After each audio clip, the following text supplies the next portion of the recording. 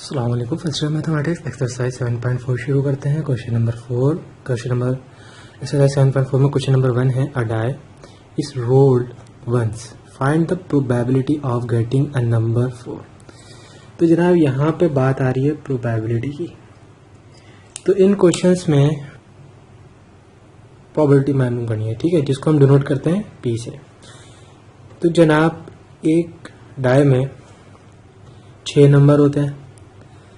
तो अगर आप उस डाई को आप रोल करें तो यानी उसमें से 1 से लेकर 6 तक कोई भी नंबर आ सकता है। यानी टोटल नंबर ऑफ एलिमेंट्स या टोटल नंबर ऑफ ऑप्शंस आपके पास कितने आएंगे? 6। इसको आप सपोज कर लें O S is equal to 6, ठीक है। ओ ये हम एक्सरसाइज 7.1 में हमें देखा था कि ये नंबर ऑफ एलिमेंट्स को डिनोट करता है। तो टोटल नंबर ऑफ ऑप्शंस हमारे पास 6 आ गए, ठीक है। कह रहा है कि find the probability of getting a number 4। 4 कब आएगा?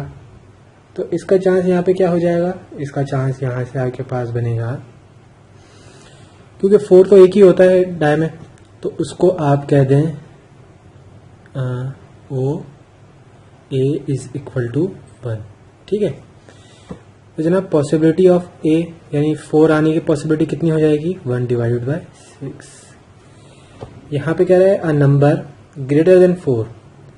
तो जनाब टोटल ऑप्शन 6 हैं, ठीक है यहाँ। और 4 से ग्रेटर देन कितने होते हैं? एक 5 नंबर होता है और एक 6 होता है, तो टोटल 2 होते हैं।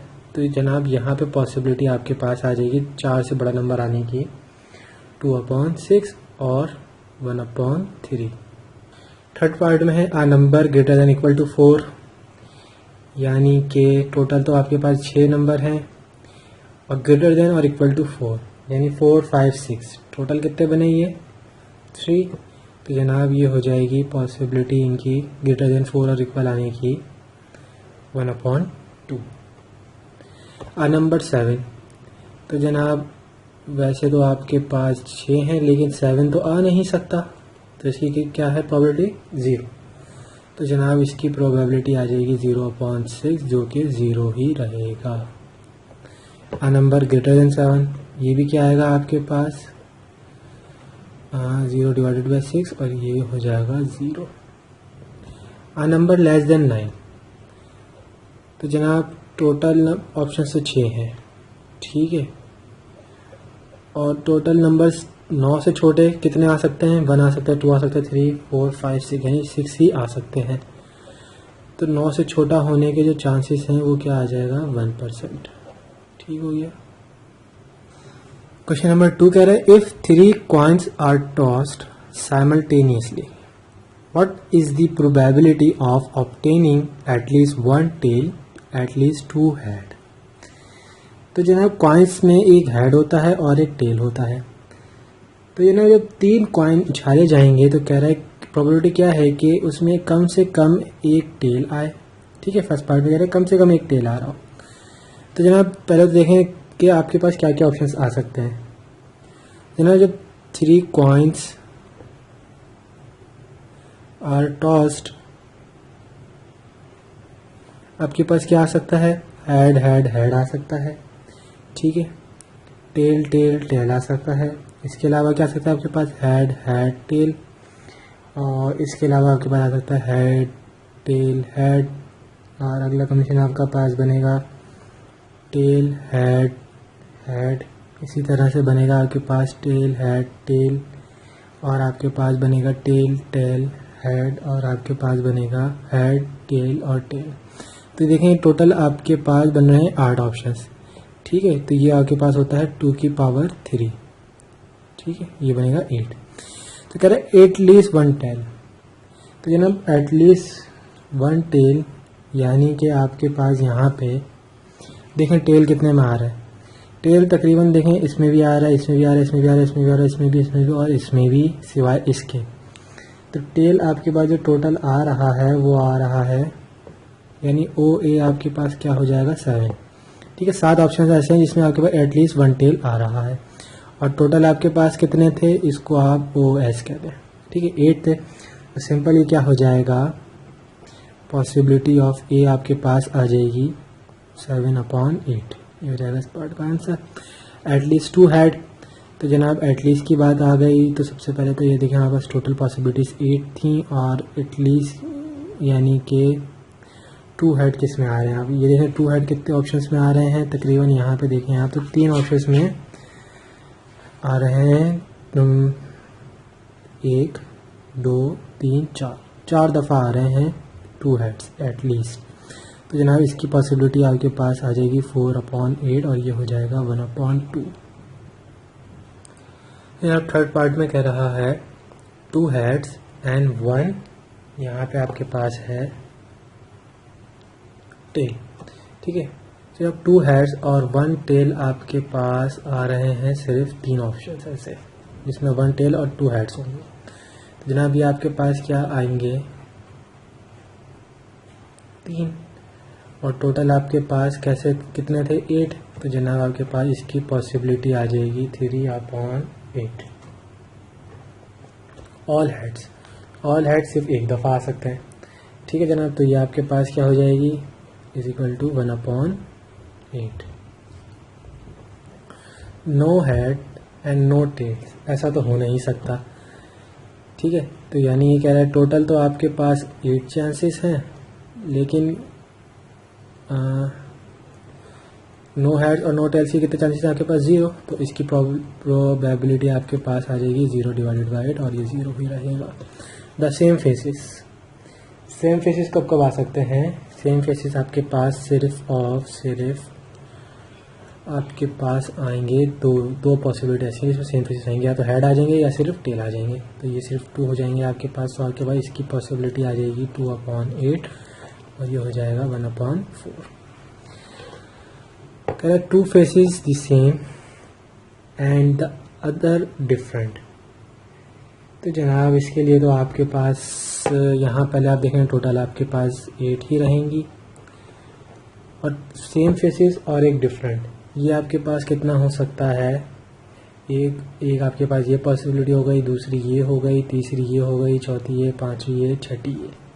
तो जनाब ये आपके पास टोटल 6 आ गई और इसकी पॉसिबिलिटी आपके पास आ गई 6/8 और ये हो जाएगा आपके पास 3/4। ये इस क्वेश्चन का आंसर। क्वेश्चन नंबर 3 में देखें कह रहा है 2 dice are rolled simultaneously, what is the probability that a double of any kind is obtained. 2 dice की बात आ गई ना, तो 2 डाइस का मतलब आपके पास टोटल कितने ऑप्शंस हो जाएंगे। आपके पास टोटल ऑप्शन जो हो जाएंगे वो आपके पास आ जाएंगे 6⁻², जो कि आपके पास 36 बनेगा। ठीक है, 36 कम्बिनेशन के बनेंगे। तो जनाब फर्स्ट पार्ट में कह रहा है अ double of any kind is obtained, यानी कि अ डबल। तो जनाब हमारे पास देखें ये क्या आ सकता है 2 आ सकता है। ठीक है, वो किसका डबल है 1 का। इसके अलावा आपके पास क्या आ सकता है 4 आ सकता है। ये किसका डबल है 2 का। इसके अलावा आपके पास क्या आ सकता है 6। ये किसका डबल है, ये डबल है 3 का। और आपके पास क्या आ सकता है डबल, इसी तरह से 8 आ सकता है। ये किसका डबल है 4 का। 10 आ सकता है, ये डबल है 5 का। और आपके पास 12 आ सकता है और ये आपके पास है 6 का डबल। तो ये टोटल आपके पास बन रहे हैं 6। तो जनाब इसकी प्रोबेबिलिटी आपके पास आ जाएगी 6/36, जो कि आपके पास हो जाएगी 1/6 और ये इस पार्ट का आंसर। पार्ट 2 कह रहे the sum of their points is 9, यानी 2 डाइस आपने रोल किए। तो आपके पास 9 कब बन सकता है, जब एक में 3 आए और एक में 6 आए। इसके अलावा एक में 4 आए और एक में 5 आए। और कब बन सकता है, एक पहले में 6 आए दूसरे में 3 आए और पहले में 5 आए दूसरे में 4 आए। ठीक है, तो यहाँ टोटल आपके पास पॉसिबिलिटी बन रही है कितनी 4। तो जनाब टोटल आपके पास 36 थे और 9 आने की आपके पास चांसेस बने 4। तो जनाब इसकी पॉसिबिलिटी आपके पास हो जाएगी 4/36, जो कि आपके पास हो जाएगा 1/9। क्या the sum of their points is less than 7। तो जनाब टोटल तो आपके पास है 36, लेस देन 7 आने के बाद चांसेस आपके पास होंगे टोटल तकरीबन आपके पास ये आएंगे 15। ठीक है, ये आप खुद से करिएगा। तो जनाब ये आपके पास हो जाएगी इसकी पॉसिबिलिटी 15/36 जो कि बनेगा 5/12 और ये इसको आंसर। क्या the sum of their point is greater than 10, यानी ग्रेटर देन 10 आपके पास सिर्फ दो ही सूरतों में हो सकता है, बल्कि आपके पास ग्रेटर देन 10 आएगा 5 + 6, एक में 5 आए एक में 6 आए, पहले में 6 आए अगले में भी 6 आए और इसमें भी 6 आए और इसमें भी 6 आए। पहले में 5 अगले में 6, पहले में 6 अगले में 5 या दोनों में आए 6। तो इन तीनों सूरतों में आपके पास जो बनता है ग्रेटर देन 10 बनता है। तो ये टोटल कितने हो गए आपके पास पॉसिबिलिटीज़ की 3 और आपके पास टोटल वैसे कितनी पॉसिबिलिटी है 36। तो जनाब इसकी पॉसिबिलिटी आपके पास आई 3/36 जो कि आपके पास आएगा 1/12। फिफ्थ पार्ट में कह रहा है the sum of their points is even. तो जनाब टोटल आपके पास है एस, टोटल आपके पास है 36। ठीक है, तो जनाब लाजमी सी बात है कि हाफ इवन होंगे और हाफ ऑड होंगे। तो 36 का जो आपके पास कह लें हाफ होगा, 36 का हाफ होता है 18। ठीक है, टोटल 36 है, हाफ इवन होंगे और हाफ ऑड होंगे, ये लाजमी सी बात है। तो जनाब इवन आने की पॉसिबिलिटी क्या हो गई 18/36 जो कि आपके पास बनेगा 1/2। The sum of their point is 13 तो बनी ही नहीं सकता है, तो ये जनाब इसकी पॉसिबिलिटी आपके पास 0 हो जाएगी। कैसे 0/36 ये हो जाएगा 0। अच्छा जी, अगले पार्ट में कह रहा है one die shows twice as much as the other. तो जनाब ये भी वही बात आ गई जैसे हमने पहले किया था कि अगर एक में 1 होगा तो दूसरे में 2 होगा। ठीक है, अगर पहले में 2 होगा तो दूसरे में 4 होगा, अगर पहले में 3 होगा तो दूसरे में 6 होगा, और अगर दूसरे में 1 होगा तो पहले में 2 होगा, इसमें होगा अगर 2 तो इसमें होगा 4, इसमें होगा 3। तो ये 6 टाइम्स शोज करेगा twice as much the other. ठीक है, तो जनाब ये तो आपके पास आ गया 6 और टोटल वैसे आपके पास थे 36, तो आपके पास इसकी पॉसिबिलिटी भी आ गई 6/36 जो कि बनेगा 1/6। तो जनाब कह रहा है their sum is less than और इक्वल टू 12। तो जनाब टोटल आपके पास वैसे तो थे 36। ठीक है, और लेस देन और इक्वल टू 12 आने के चांसेस भी आपके पास कितना होंगे 36, क्योंकि लाजमी सी बात है या तो 12 टोटल आ जाएगा, 6 आ जाएगा, या 6 से कम होंगे तो वो लेस देन 12 आ रहे होंगे, तो 36 ही आपके पास कम्बिनेशन बनेंगे। तो जनाब इसकी पॉसिबिलिटी जो है आपके पास हो जाएगी 36 / 36 और ये 1 के बराबर हो जाएगा इसका answer. If 4 pairs of shoes are in a closet and 2 shoes are selected at random, what is the probability that they will be a match pair. ठीक है, तो जहाँ टोटल 4 पेयर्स हैं आपके पास, तो टोटल नंबर्स ऑफ शूज कितने आ जाएंगे आपके पास, आप लिखें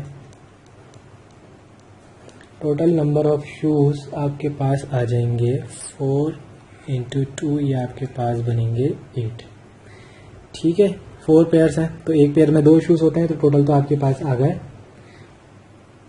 जनाब हमें 2 पिक करने हैं। ठीक है, रैंडमली। तो जब आप 2 पिक करेंगे तो उसकी वो कितने वेज बनेंगे, आप लिखेंगे total number of ways in विच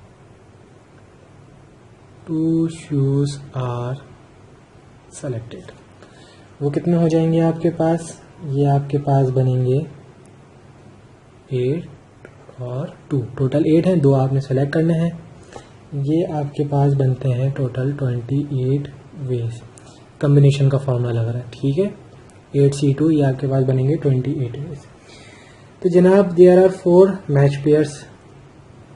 ठीक है, 4 मैच पेयर्स जब आपके पास होंगे और आपने उसमें से एक पेयर लेना है, ठीक है, टोटल पेयर्स कितने हैं 4, और उसमें से आपने एक वो लेना है पेयर, तो उसकी जो आपके पास कॉम्बिनेशन बनेगा वो क्या बनेगा, वो आपका कॉम्बिनेशन बनेगा आप लिखें देयर आर 4 मैच्ड पेयर्स। इसकी आपके पास क्या आ जाएगा, ये आपके पास हो जाएगा 4C1। 4 पेयर्स हैं, उसमें से आपने एक पेयर ले लिया, तो ये तो आपके पास आ गया 4। तो जनाब इसकी पॉसिबिलिटी आपके पास क्या आएगी, 4 डिवाइड कर दें आप 28 से, तो आपके पास आ जाएगा 1/7। ठीक है, 1/7 प्रोबेबिलिटी है कि वो जो होगा मैच पेयर होगा। इसी तरह से सेकंड पार्ट में कह रहा है दे will B for the same foot, यानी जो आप 2 जूते आपने सेलेक्ट करें वो एक ही पाँव के होंगे, यानी कि जोड़ी नहीं होगी, वो एक ही पाँव के होंगे। इसके लिए आपने क्या करना है, सिंपल आपने ये करना है कि आपने लिखेंगे आप फॉर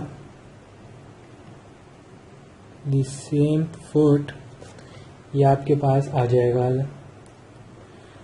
2 को आपने मल्टीप्लाई करवा देना है 4C1 से।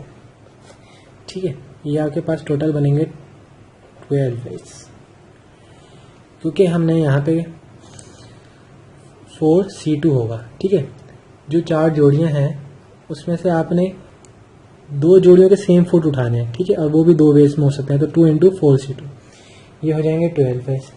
तो जनाब ये आपका कहलाएगा OA। ठीक है, और हमारे पास एस के एलिमेंट्स कितने थे, हमारे पास 28 वेज थे।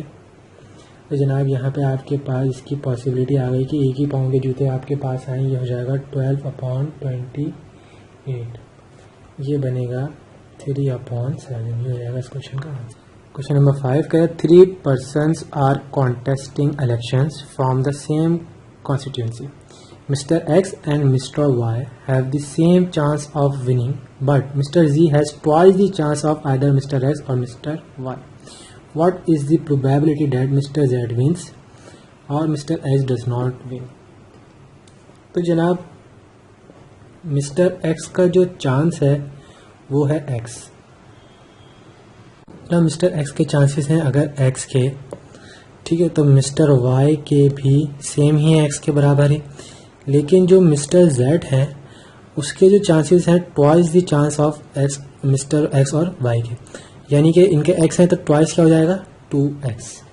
तो जनाब अगर हम इसको ऐड करें तो ये हमारे पास चांस बनेगा +2X = 1 100% में से, यानी कि इनके ये चांस हैं। ठीक है, इनका ये हिस्सा है पूरे 100% में से। तो ये तो आपके पास हो गया 4X = 1 और X के चांसेस आ गए 1/4। ये X जो है क्या हुआ मिस्टर Z के लिए था, क्योंकि हम मिस्टर Z के लिए फाइंड करना चाह रहे थे। तो जनाब यहाँ से आपके पास ये बनेगा, ठीक है, X हो गया 1/4, लेकिन मिस्टर Z जो था आपके पास 2X था। जब 2X करेंगे इसको तो 2 से यहाँ भी मल्टीप्लाई होगा, 2 से यहाँ पे भी मल्टीप्लाई करना पड़ेगा। तो ये आपके पास हो जाएगा 2X = 2/4। 2X आपके पास आएगा 1/2, यानी 2X, यानी कि आपके पास प्रोबेबिलिटी आ गई मिस्टर Z की 1/2। ये मिस्टर Z के चांसेस हुआ है। इसी तरह से मिस्टर X के लिए mister X does not win, ये आपके पास क्या हो जाएगा, यहाँ पे सिंपल आपने क्या लिखना है P, और किसकी प्रोबेबिलिटी मिस्टर X की, कि वो ना जीत रहे हों। इसकी प्रोबेबिलिटी कितनी हो गई, आपने 100% में से आपने इनकी प्रोबेबिलिटी माइनस कर दी, जो कि X की हम निकाल चुके हैं 1/4 जो हमारे पास पहले आया था उसके ज़रिए। तो ये आपके पास आ जाएगा 3/4, ये हो जाएगा इस क्वेश्चन का आंसर।